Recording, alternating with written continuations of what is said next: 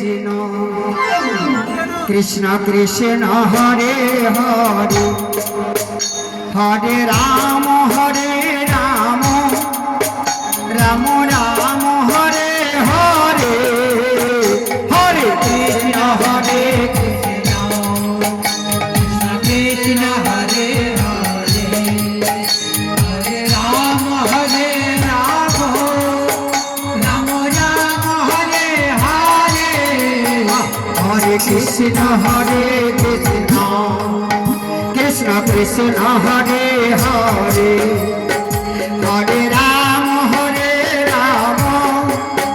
রাম রাম হরে হরে হরে কৃষ্ণ হরে হরে রাম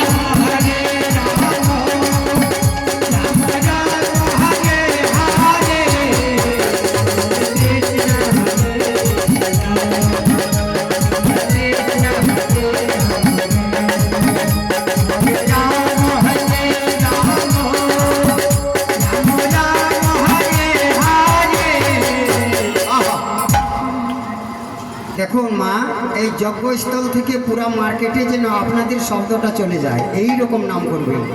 এখানে ঠাকুরের দরবার আছে তো, কারক দরবার নেই, তাই আমি আগে বলবো আপনারা পরে বলবেন। আপনারা বলছেন কি বলছেন না আমি শুনতে পাচ্ছি না, এবার এই স্টাফকে আমি বন্ধ করব। হরে কৃষ্ণ কৃষ্ণ কৃষ্ণ হরে হরে হরে রাম রাম রাম হরে হরে হরে কৃষ্ণ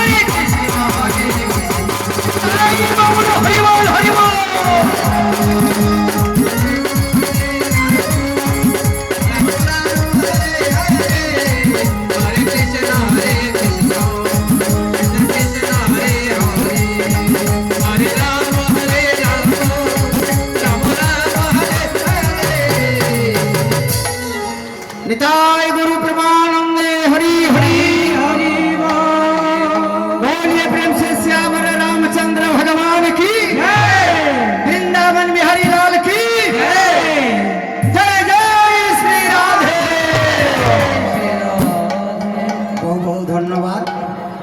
ভগবান বললেন যে আমাকে যত ভালোবাসি আমি তাকে তত ভালোবাসি।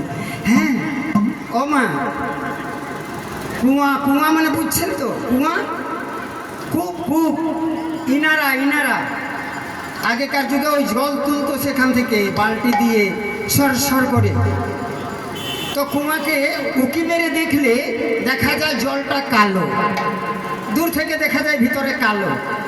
যত নজদিক আসবে না জলটা কাছে আসবে, যখন হাতে নেবে তখন একবারে চকচক পরিষ্কার। সেই রকম ভগবান দেখতে লাগে অনেক দূরে, কিন্তু তোমার হৃদয়টা যখন পবিত্র হয়ে যাবে, ভগবান যখন কাছে চলে আসবে তখন বুঝতে পারবে আহা নির্মল শরীর। তাই ভগবানকে বলছে মাখন চোর, চুরি করতেন কিন্তু সবার কাছে নয়, সবার ঘরে নয়। কোথা চুরি করতেন? যার কাছে যার প্রেম থাকে তার কাছেই সে যায়। ভক্তের প্রেমিকা, ভক্তের প্রেমী ভগবান, ভগবানের প্রেমিকা ভক্ত। তাই দেখুন কেমনভাবে কার মাটকা, মানে বুঝছেন তো, বৃন্দাবনে মাটকা বলে ওই মাটির হাঁড়িতে। তো মাটির হাঁড়িতে দই, দধি, মাখন, মিশ্রি নিয়ে যেতেন গোপীরা, আর কৃষ্ণ ভগবান বড় বড় পাথর নিয়ে একবারে টুক করে দিয়ে দিতেন। কি হতো? নষ্ট হয়ে গেলে, আরে নষ্ট হবে না সব। হ্যাঁ, সবাই মাখন খেত। সেই ভোজনটা দেখুন, আপনারা সবাই হাততালি দিয়ে বলবেন।